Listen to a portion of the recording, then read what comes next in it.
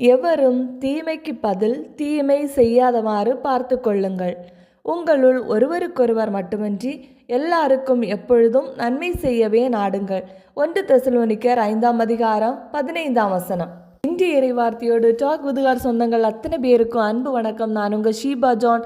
நான் இறையாசிரியருடன் சந்தோஷமா இருக்கிறேன். நீங்களும் சந்தோஷமா இருப்பீங்க அப்படின்னு நினைக்கிறேன். நாம் எப்போதும் நன்மை செய்தவர்களுக்கு நன்மை செய்யாமல் தீமை செய்தவர்களுக்கும் நன்மை செய்வோம். இறைவன் நம்மை நிறைவாக ஆசீர்வதிப்பாராக. திருவிவிலியம் எழுதல் நாள் 56. விடுதலை பயணம் 23ஆம் அதிகாரம் எழுதி முடிச்சாச்சு. நீதியும் இரக்கமும், ஓய்வு ஆண்டும் ஓய்வு நாளும், முப்பெரும் விழாக்கள், வாக்குறுதிகள், அறிவுரைகள் என பல தலைப்புகளிலே அதிகாரம் முழுவதும் கொடுக்கப்பட்டுள்ளது. சற்றலசுவோம் வாருங்கள். கடவுள் இஸ்ரேல் மக்களிடம், பொய் புரளியை நீ கிளப்ப வேண்டாம், அநியாயமாய் பொய் சாட்சியாகி நீ தீயவருக்கு கை கொடுக்க வேண்டாம், கெடுமதி கொண்ட கும்பலை பின்பற்றாதே, வழக்கின் போது கும்பலை சார்ந்து கொண்டு நீதியை திரிந்து சான்று சொல்ல வேண்டாம், எளியவரது வழக்கிலும் அவருக்கு எதிராக ஒரு தலை சார்பாக நிற்காதே, உன் பகைவரின் வழிதவறி திரியும் மாடோ கழுதையோ உனக்கு எதிர்பட்டால் நீ அதனை உரியவரிடம் கொண்டு சேர்த்துவிடு. உன்னை வெறுக்கும் ஒருவரின் கழுதை சுமையினால் படுத்து விட்டதை நீ கண்டால் அந்நிலையில் அவரை விட்டகலாதே, அதை தூக்கிவிட அவருக்கு உதவி செய். உன்னை சார்ந்துள்ள எளியவரின் வழக்கில் நீதியை திரித்து விடாதே. தவறான குற்றச்சாட்டுகளிலிருந்து விலகியிரு. குற்றமற்றவரையும் நேர்மையாளரையும் கொலை செய்ய வேண்டாம். ஏனெனில் தீயவரை நல்லவராக நான் தீர்ப்பிடவே மாட்டேன். கையூட்டு வாங்காதே. கையூட்டு பார்வையுடையவரையும் குருடராக்கும், நேர்மையாளரின் வழக்கையும் புரட்டிவிடும். அந்நியரை நீ ஒடுக்காதே. அந்நியரது உணர்வுகளை நீங்கள் அறிவீர்கள். ஏனெனில் எகிப்து நாட்டில் நீங்களும் அந்நியராக இருந்தீர்கள். 6 ஆண்டுகள் உன் நிலத்தில் நீ விதைத்து அதன் விளைச்சலை சேமித்து வைப்பாய். 7ஆம் ஆண்டு அதை ஓய்வு கொள்ளவும் தரிசாக கிடக்கவும் விட்டுவிடுவாய். உன் மக்களில் வறியவர்கள் தானாக விளைவதை உண்ணட்டும். அவர்கள் விட்டு வைத்ததை வயலில் உயிரினங்கள் உண்ணும். உன் திராட்சை தோட்டத்திற்கும் உன் ஒலிவத் தோட்டத்திற்கும் இவ்வாறே செய்வாய். 6 நாட்கள் நீ உன் வேலையை செய்வாய், 7ஆம் நாளிலோ ஓய்ந்திருப்பாய். இதனால் உன் மாட்டுக்கும் உன் கழுதைக்கும் ஓய்வு கிடைக்கும். உன் அடிமை பெண்ணின் பிள்ளைக்கும் அந்நியரும் இளைப்பாறுவர். நான் உங்களுக்கு சொன்ன யாவற்றையும் கடைபிடியுங்கள். பிற தெய்வங்களின் பெயரை நீங்கள் உச்சரிக்க வேண்டாம், அது உங்கள் வாயில் ஒலிக்கவும் வேண்டாம். ஆண்டில் 3 முறை நீ எனக்கு விழா எடுப்பாய். புளிப்பற்ற அப்ப விழாவை நீ கொண்டாட வேண்டும்.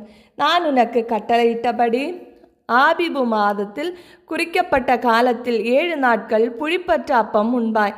ஏனெனில் அப்பொழுது நீ எகிப்திலிருந்து வெளியேறினாய். எவரும் வெறுங்கையராக என் திருமுன் வர வேண்டாம்.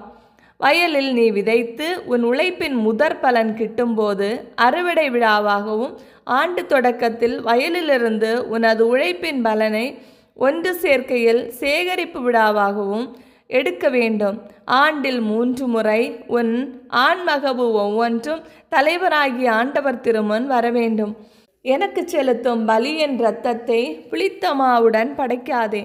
என் விழாவிலுள்ள கொழுப்பு காலை வரைக்கும் இருக்கக்கூடாது. உன் நிலத்தின் முதற்கனிகளில் முதன்மையானவற்றை உன் கடவுளாகிய ஆண்டவரின் இல்லத்துக்கு கொண்டு செல்வாய். குட்டியை அதன் தாய்ப்பாலில் சமைக்காதே. வழியில் உன்னை பாதுகாக்கவும் நான் ஏற்பாடு செய்துள்ள இடத்தில் உன்னை கொண்டு சேர்க்கவும் இதோ நான் உனக்கு முன் ஒரு தூதரை அனுப்புகிறேன். அவர் முன் எச்சரிக்கையாயிரு. அவர் சொற்கேட்டு நட. அவரை எதிர்ப்பவனாயிராதே. உன் குற்றங்களை அவர் பொறுத்து கொள்வார். ஏனெனில் என் பெயர் அவரில் உள்ளது.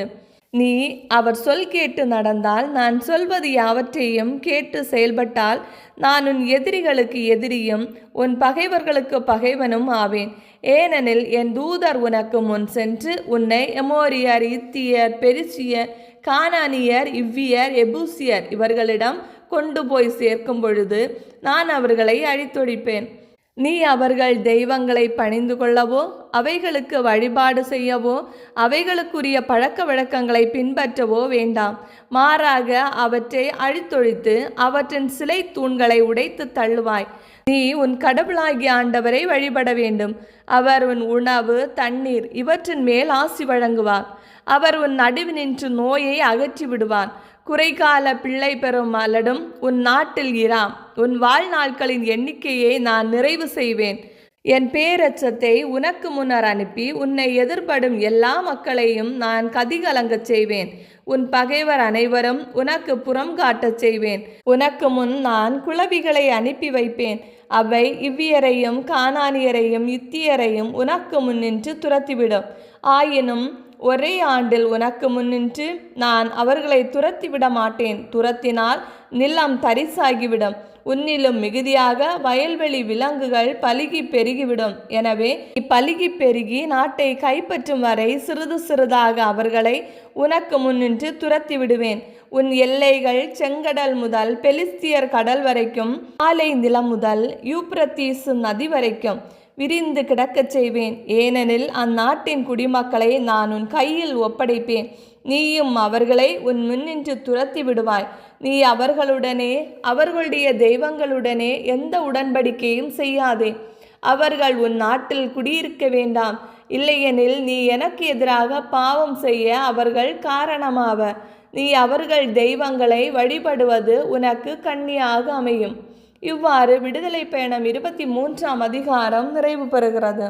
தொடர்ந்து என்ன நடக்கிறது பொறுத்திருந்து பார்ப்போம். இந்த வீடியோ பிடிச்சிருந்தா லைக் பண்ணுங்கள், உங்கள் ஃப்ரெண்ட்ஸ் அண்ட் ஃபேமிலிக்கு ஷேர் பண்ணுங்கள். உங்களுடைய கருத்துக்களை கமெண்டில் சொல்லுங்கள். இறையோடு உறவாட எங்களோடு இருங்க. மீண்டும் சந்திப்போம். அன்புடன் உங்கள் ஷீபா ஜான்.